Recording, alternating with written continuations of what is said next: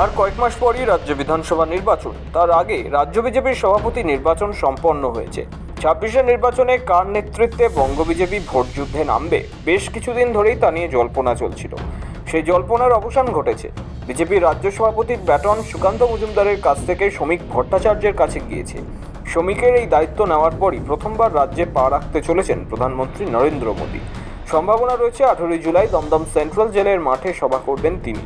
সেই সভার প্রস্তুতির জন্য 7 সদস্যের কমিটিও গঠন করা হয়েছে বলে জানা গিয়েছে। আগামী 21শে জুলাই তৃণমূলের শহীদ দিবস পালন হবে ধর্মতলায়। তার 3 দিন আগে প্রধানমন্ত্রীর এই সভা যথেষ্ট তাৎপর্যপূর্ণ বলে মনে করছেন রাজনীতির কারবারিরা। বঙ্গ বিজেপির ব্যাটন হাতে নিয়েই শ্রমিক ভট্টাচার্য বলেছেন, 26-এর নির্বাচনে মানুষ তৃণমূলকে ক্ষমতা থেকে সরাবে, তৃণমূলের বিসর্জন হবে। দুর্নীতির সরকারকে হটাতে সকলে মিলে একসঙ্গে লড়ার বার্তা দেন শ্রমিক।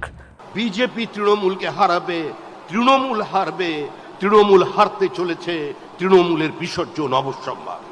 মমতার বিকল্প মুখ কোথায়? নতুন বিতর্ক।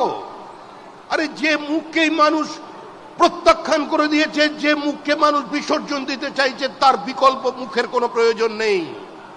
আর এবারের নির্বাচন দুর্নীতির বিরুদ্ধে শিল্পায়নের নির্বাচন, এবারের নির্বাচন সন্ত্রাসের বিরুদ্ধে শান্তি প্রতিষ্ঠান নির্বাচন, এবারের নির্বাচন স্বৈরতন্ত্রের বিরুদ্ধে গণতন্ত্র প্রতিষ্ঠান নির্বাচন। আগামী বছর রাজ্যে বিধানসভা নির্বাচন। প্রতিবারের মতো এবারও বাংলা দখলে মরিয়া হয়ে ঝাঁপাতে চলেছে গেরুয়া শিবির। সুকান্ত মজুমদারের পর রাজ্য সভাপতির দায়িত্ব দেওয়া হয়েছে রাজ্যসভার সাংসদ তথা আদি বিজেপি নেতা শ্রমিক ভট্টাচার্যকে। তার কাছে বড় চ্যালেঞ্জ আগামী বিধানসভা ভোটে পদ্ম শিবিরের ঝুলিতে আরও বেশ কিছু আসন নিয়ে আসা। এর আগে গত মে মাসে আলিপুরদুয়ারে জনসভা করে মোদী আগামী নির্বাচনে রাজ্যের ক্ষমতা থেকে তৃণমূলকে উৎখাতের ডাক দিয়েছিলেন।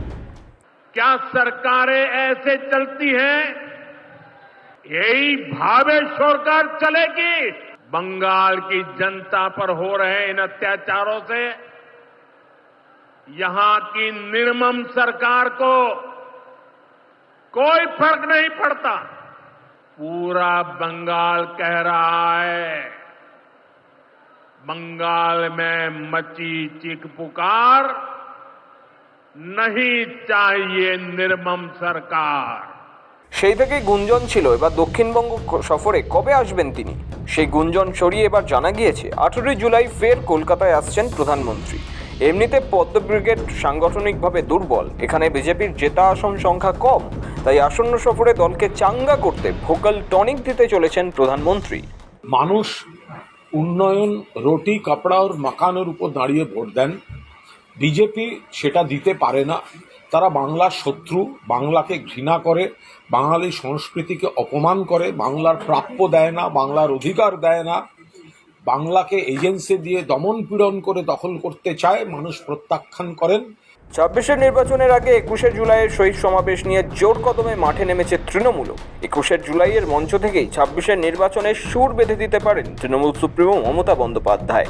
এসবের মাঝেই রাজ্যে আসছেন প্রধানমন্ত্রী মোদী, তাও তৃণমূলের শহীদ দিবসের 3 দিন আগে। রাজনীতির কারবারিরা বলছেন, তৃণমূল নির্বাচনের সুর বেঁধে দেওয়ার আগেই কি ভোটের দামামা বাজিয়ে যাবেন মোদী? 26-এর ভোট যুদ্ধের আগে 18 জুলাইয়ের সভা থেকে কি বলেন মোদী, সেদিকে তাকিয়ে সবাই। সৌভিক চ্যানেলের রিপোর্ট, সময়, কলকাতা।